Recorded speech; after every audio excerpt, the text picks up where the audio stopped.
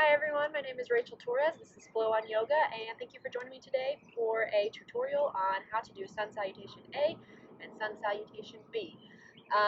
If any of you don't know the history, Sun Salutation A and B are actually pretty modern inventions in the yoga world, but the idea of saluting or honoring the sun is not. That's something that's very ancient, goes back all the way to some of the ancient, considered the first yoga texts like the Rig Veda, and ancient cultures, they revered the sun. They saw it not only as a provider of light and the reason we are still alive, they also saw it as the source of life. They saw it as the source of all living things. And so thanking the sun is something that's very ancient, even if the sun salutation physical postures are not.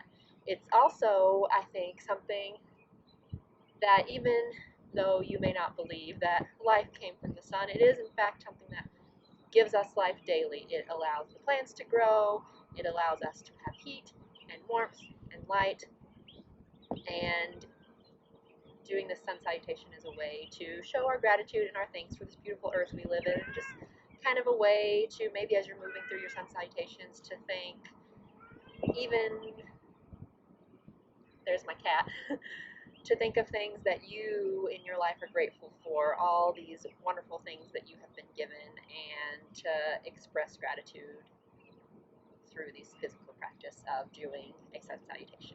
So at first I'm going to walk you through really slowly a sun salutation A and showing lots of modifications at every step along the way.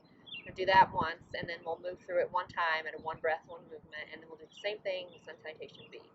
Go through each step slowly, talking about all the different modifications, and then we'll do it again, one breath, one movement. And when you're ready, we're going to go right here to the top of our mat. I have a tag along on the back, so we'll see how this works out. I may have to stop and make May move. So get planted in your mountain pose, so feet with your weight evenly distributed across your feet. Maybe adjust a little bit how far your feet are apart and see what feels the most balanced and stable to you. And then making sure that your ankles, knees, hips, ribs, shoulders are all aligned, and that your neck and head feels comfortable and neutral. And then palms facing forward, letting your shoulders relax. We're not forcing our shoulder blades down, but we are letting them relax. And you'll just kind of feel this natural move of the shoulder blades down when you just kind of let go and let them relax. This is how we start here in our mountain pose. And then on an inhale, with a slight bend in our knees, we're going to lift up. And then you can just stay right here. You can also use this as just a little mini micro back bend, or you can bend even further, or you can look back behind you, depending on how much flexibility you have in the back and what feels good for you today. And then from here, a couple different variations if you want. If you want a little bit more of an opening in your chest, a little stretch through your shoulder blades, you can reach your arms out wide when you do this as well. So that's the first one. You reach up, and then on an exhale with a flat back, either with your hands down through heart center, we're going to swan dive out wide, hinging from the hips. We're going to forward fold. So we're going to go from here, this reaching up position, to swan dive forward into a fold. And you can bend your knees as little or as much as you need here. Just letting yourself hang for a minute. And then we're going to go into a halfway lift. And we're going to stretch and straighten out from the back. Your hands may be here, or here, or here, whatever works for you. And then in a traditional way it's written, sun salutation, you would from here jump back to a plank, but that is a pose that is not accessible for many people, including me. I have a lot of low back issues and I cannot jump back from here comfortably or safely. So we're going to add in an extra forward fold. So on an exhale, we're going to go right back into that forward fold, plant our hands, and then from here you can jump, you can walk back. So we'll do one foot and then the other into a plank, and you can stay right here in this plank position. You can drop down to your knees, or you can even maybe up here with your knees bent and your hips back is better for you. So whatever plank works for you. And then we're going to keep our elbows hugged in, and you can either lower down from this full plank position. You can either lower halfway down like this, or I'll show you a couple different ways. If you're here, same thing, keep those elbows in, and from here we're going to lower all the way down, untuck the toes. And then if you lowered all the way down, whether you're in a full plank or with your knees, we would have our arms, our hands directly under our shoulders. Keep those elbows in. And we would do this lift up into a baby cobra or single cobra. And from this pose, you should be using your chest, your back, your core, those muscles, not your hands. So we don't want to lift here, because if you do this, and try this if you want, you're not actually using much muscle in your core, you're using your arms. And the point of doing cobra is to actually use those muscles in your back and your chest to lift.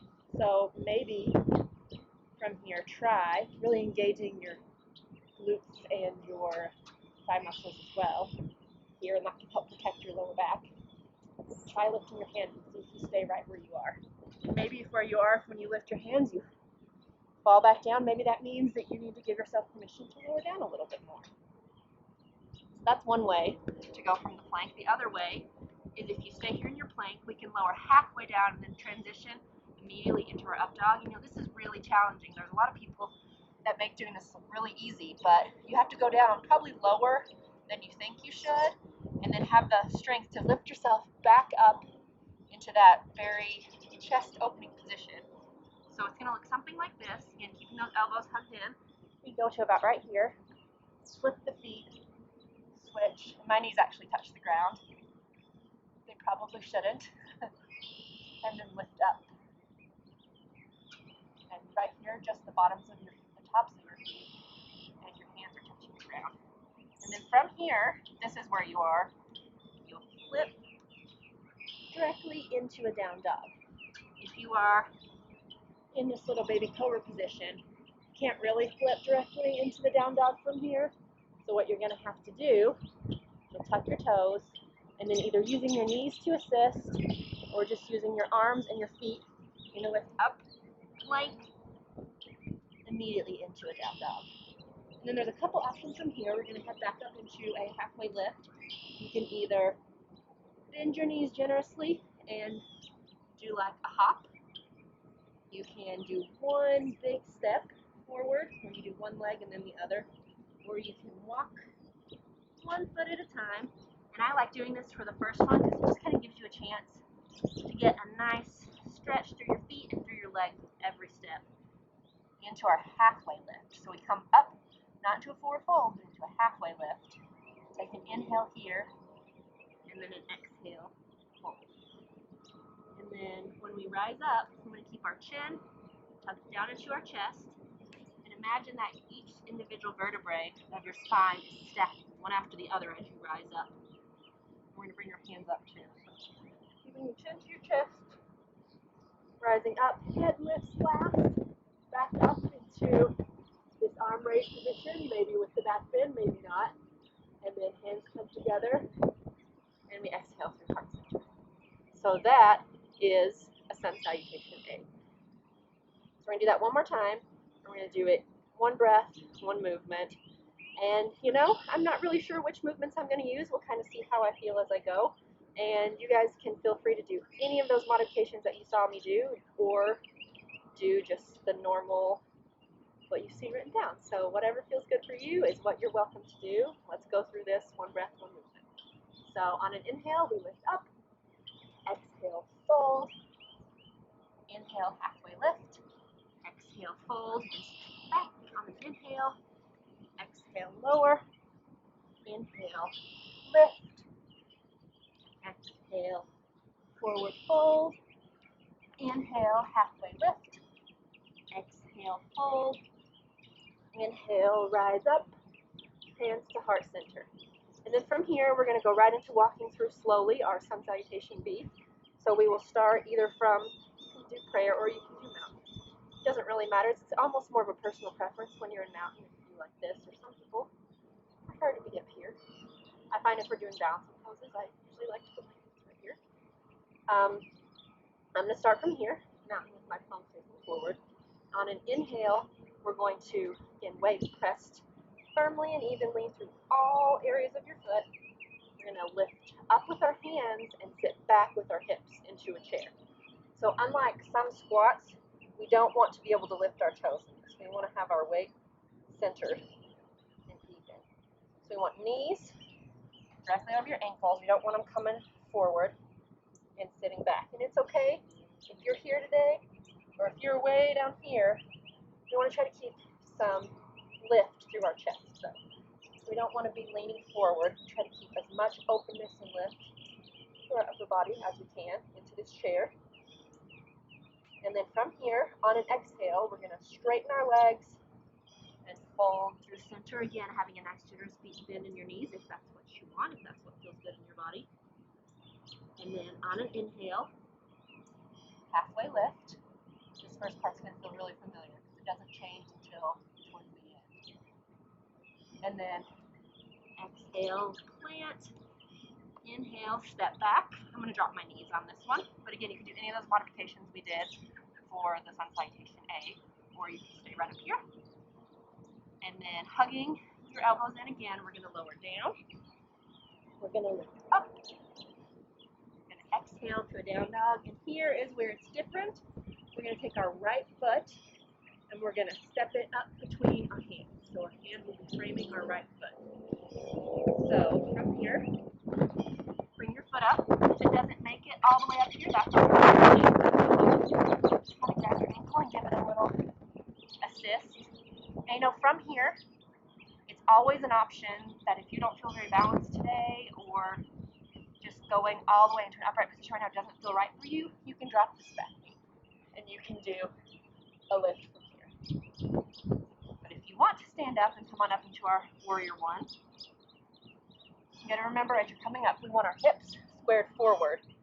This back leg is going to rotate about 45 degrees to the side, but your hips need to be squared forward. So as you come up, kind of feel your hips and feel where they are. And I'll use myself as a really good example for this, that have really tight, really inwardly rotated hips. So for me, a traditional, what you would see in a book or in an Iyengar class for Warrior One, I cannot physically get my hips to be squared forward. My hips are squared that way right now.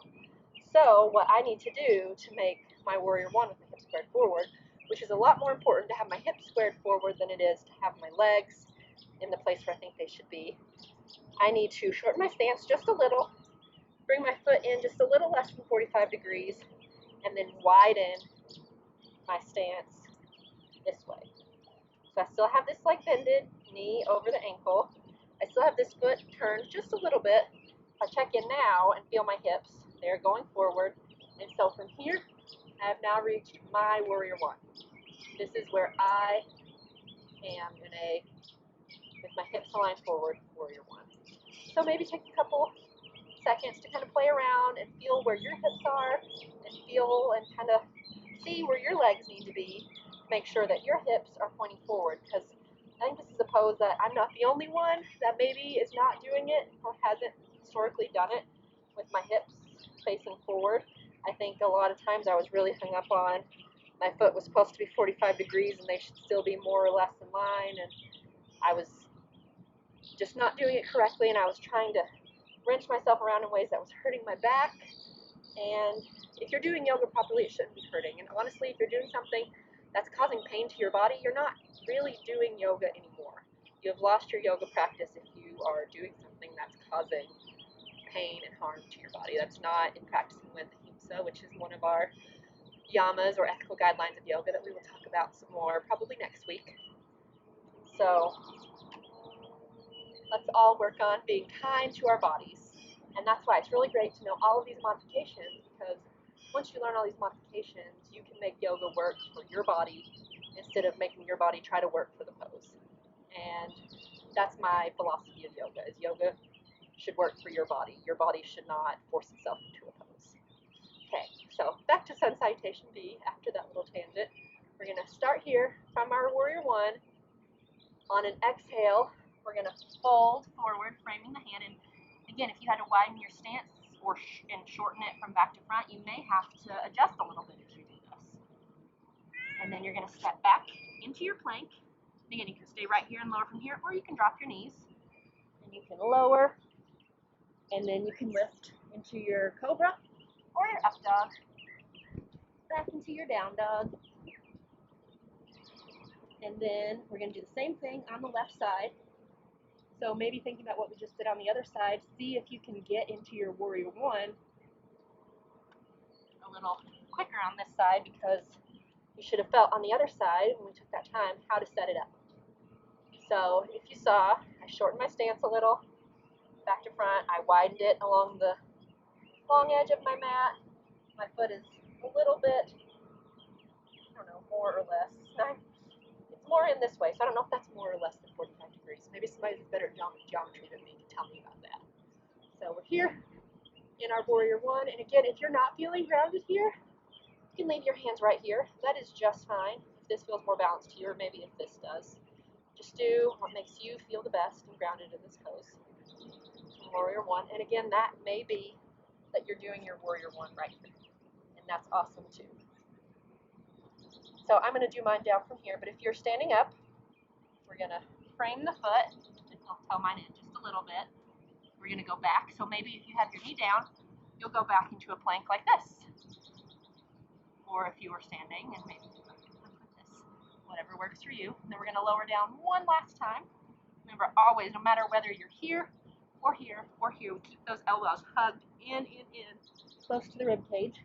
Lower, lift. I'm just going to do a little baby lift right here. A little babyest lift. Lower, tuck your toes, and then either lift straight up into plank, or maybe you come your knees and then into a plank, and then right back to down dog. And then we're going to go right up to the top of our mat, and whether that's hopping, floating, walking, jumping, one big step, whatever works for your body. Step it up to the front into a halfway lift. Exhale into that forward fold. And inhale, we're not going to come straight up. We're going to sit your hips back and rise up into our chair. And then exhale, straighten the legs.